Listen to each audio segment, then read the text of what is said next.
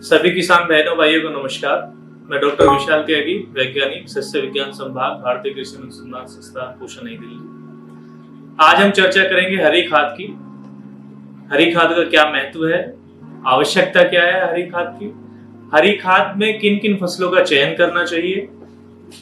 और इसके लाभ क्या होते हैं, और कैसे हम हरी खाद की फसलों को उगा सकते हैं, हरी खाद की जो है कैसे फसल हम ले सकते हैं, इसकी आज जो है हम चर्चा इस वीडियो में करेंगे। तो जैसे आप जानते ही होंगे कि हरी खाद उनको कहा जाता है कि जो वो फसलें जिसकी जो है हम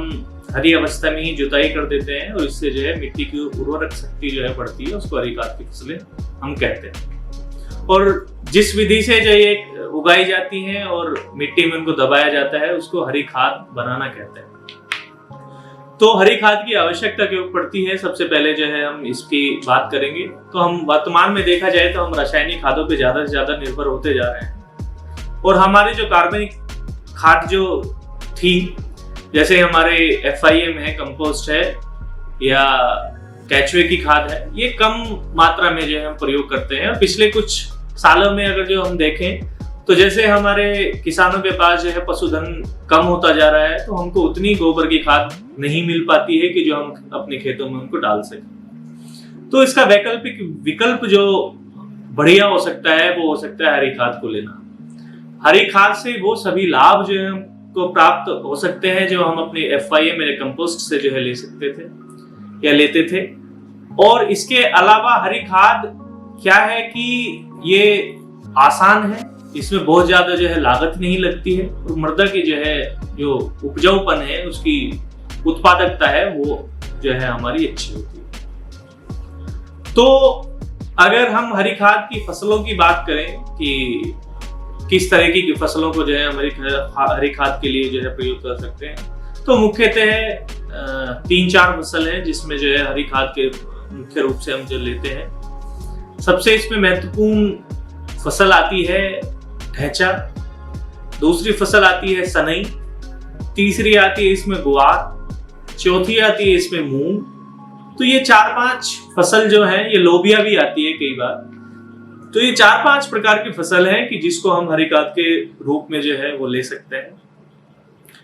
अब अगली बात हम करते हैं कि हरी खाद की फसलों का चयन हमको करना है तो किस प्रकार की फसलों को हमको लेना है। तो सबसे पहला बिंदु आता है कि हरी खाद के लिए उन फसलों का चयन करें कि जिनकी बढ़वार या वानस्पतिक वृद्धि अधिक हो, कि जिससे हमको ज्यादा से ज्यादा बायोमास मिले, ज्यादा से ज्यादा जो है उसमें कार्बनिक पदार्थ जो है हमारी मृदा में, हमारी भूमि में, खेतों में जो है वो जाए। दूसरी जो है हमारी हरी खाद की फसलें जो है वो दलहनी फसलें जो है हम लेंगे तो जो है वो उसका अतिरिक्त लाभ मिलेगा। दलहनी फसलों से क्या होता है कि उसकी ग्रंथियों में राइजोबियम नामक जो एक जीवाणु पाया जाता है, जो वायुमंडल की नाइट्रोजन को हमारे खेत में स्थिरीकरण करता है, मतलब कि अवशोषित करता है और वायुमंडल से वो खींचता है और हमारी मिट्टी को जो है वो प्रदान करता है। तो ऐसे करके वो 20 से 30 किलोग्राम नाइट्रोजन जो है प्रति हेक्टेयर की दर से जो है वो जीवाणु हमारी फसलों को वो देता है। तो अगर हम हरी खाद के रूप में इन दलहनी फसलों को जो है प्रयोग करेंगे तो हमको जो है अतिरिक्त लाभ इससे जो है मिल सकता है। इसके बाद जो है हमको हमेशा गहरी जड़ों वाली जो फसलें हैं उनका ही चयन करना चाहिए।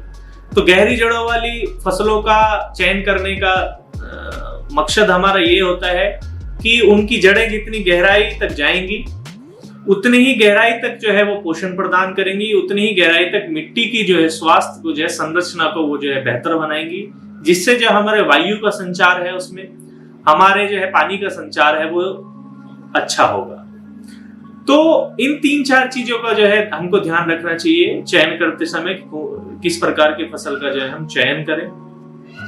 तो और एक और हम इसमें देख सकते हैं कि जिसमें मुलायम भाग जो है ज्यादा हो, हरा भाग जो है ज्यादा हो, उस प्रकार की फसल का चयन करें। तो जो मैंने 4-5 फसलें अभी बताई थी आपको, जैसे जिसमें ढैंचा हुआ, सनई हुई, आपका लोबिया हुआ, ग्वार हुआ, आपकी मूंग हुई, ये जो है हरी खाद की जो है फसलें, इन सारी जो हमारे पैमाने हैं इन पे जो है खरी उतरती हैं। तो हम इन फसलों का जो है अपनी हरी खाद के रूप में प्रयोग कर सकते हैं।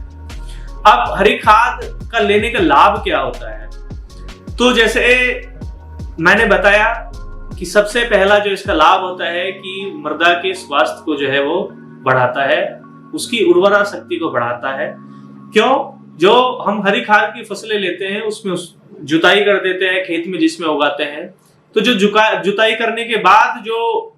जो हमारा मटेरियल है, जो बायोमास है, वो उसमें सड़ता है, हमारी मिट्टी में, खेत में सड़ता है। सड़ने के बाद जो है हमारे मिट्टी में कार्बनिक पदार्थ की मात्रा को, जिसे जीवाश्म कहते हैं, उसको बढ़ाता है।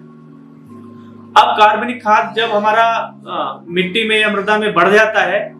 तो उससे हमको बहुत सारे मिट्टी को हमारे जो है लाभ पहुंचता है। सबसे पहला लाभ ये पहुंचता है कि मिट्टी की जो संरचना है वो अच्छी होती है, वो बेहतर होती है, जिससे मिट्टी में हमारे वायु का संचार है, हमारे पानी का संचार है, वो अधिक मात्रा में होता है। इसके अलावा जो मिट्टी में हमारे जो सूक्ष्म जो जीव है, जो हमारे मिट्टी को जो है या पौधों के लिए बहुत आवश्यक होते हैं, वो अधिक मात्रा में जो है हरी खाद देने से या हमारे कार्बनिक पदार्थ को जो है मिट्टी में बढ़ाने से जो है उनकी मात्रा जो है, उनकी संख्या बहुत तेजी से बढ़ती है, जिसका जो है हमारी फसल पे और हमारी मिट्टी पे जो है वो सकारात्मक जो है वो प्रभाव पड़ता है। इसके अलावा कुछ जो हमारी मिट्टियां हैं, जिनकी अगर हम अम्लीय मिट्टियां कहें तो उनका तो हम सुधार नहीं कर सकते, लेकिन जो हम क्षारीय मिट्टियां हैं, बहुत सारी मृदाएं ऐसी होती हैं जिसमें नमक की जो है मात्रा अधिक होती है, क्षारीय मृदा जिसको बोलते हैं, ऊसर भूमि जिसको बोलते हैं। अगर उसमें हम इस प्रकार की फसलों का या हरी खाद का जो है उपयोग करें, प्रयोग करें, तो उसकी जो क्षारीयपन है, नमक जो है उसका, वो कम हो जाएगा धीरे धीरे, और मिट्टी का स्वास्थ्य जो है वो धीरे धीरे जो है उसका बेहतर होता जाएगा। इसका कारण एक बार मैं बता देता हूं कि जो हमारी हरी खाद जो है सड़ती है, सड़ने के बाद जो है बहुत सारे जो अम्ल है वो मिट्टी में छोड़ती है, जिसके कारण जो है वो क्षारीयता जो है मिट्टी की हमारी कम होती है। तो ये मोटे मोटे स्वास्थ्य लाभ हुए इसके अलावा एक बड़ा जो है हमको जो लाभ मिलता है वो है कि जब हम हरी खाद का प्रयोग करेंगे तो हमको रासायनिक उर्वरकों की मात्रा जो है कम देने की आवश्यकता पड़ेगी अपनी भूमि में।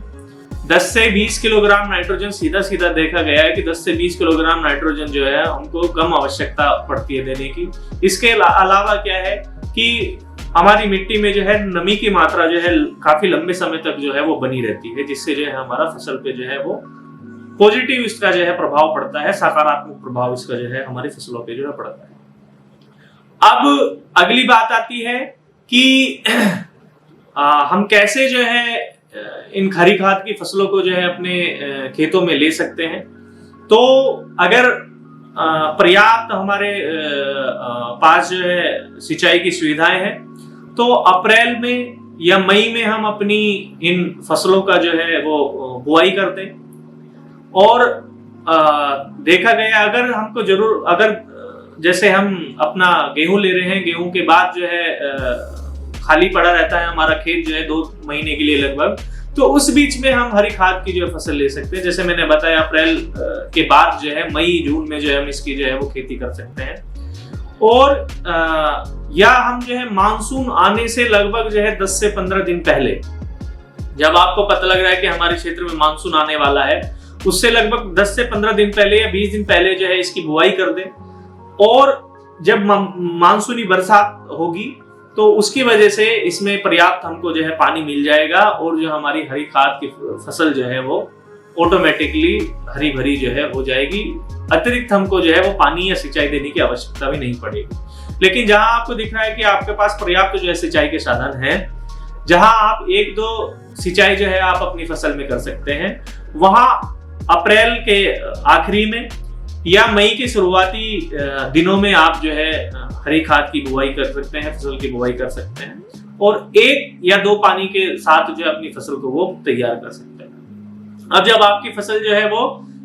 तैयार हो जाती है, लगभग जो है 45 से 50 दिन की जब आपकी फसल हो जाए, अगर जो मैं ढैंचे की बात करूं तो ढैंचा लगभग 45 दिन का जब आपका हो जाए और सनई लगभग आपकी 60 से 65 दिन की हो जाए, तो उस अवस्था में आपको जो है जो अपनी फसल है उसको मिट्टी में वहीं पे जो है काट के आपको जो है वो पलट देना है, दबा देना है। जो हैरो है, हैरो से आपको जो है अपनी हरी खाद की फसल को जो है वो मिट्टी में जो है वो हैरो चला दें, वो कट जाएगी, कट के जो है उसी में मिल जाएगी। अन्यथा आप रोटावेटर की भी सहायता से जो है उसको आप जो है मिट्टी में मिला सकते हैं। ध्यान यहाँ पे ये रखें कि आपकी जो हरी खाद की फसल है वो बहुत ज्यादा जो परिपक्व अवस्था में ना जाए, बहुत ज्यादा ना पक जाए। जब उसमें जो डंडियां लकड़ियां जो है उसकी या जो उसका तना है बहुत ज्यादा कठोर हो जाता है, अगर जो उस अवस्था में आप जो है आप अपनी फसल को काट के जो उसको दबाएंगे तो ऐसी स्थिति में आपको फायदा मिलने की जगह जो नुकसान जो है और हो जाएगा। वो नुकसान कैसे होगा कि जो वो उसका जो स्टेम है, वो तना है, जो उसका भाग है जो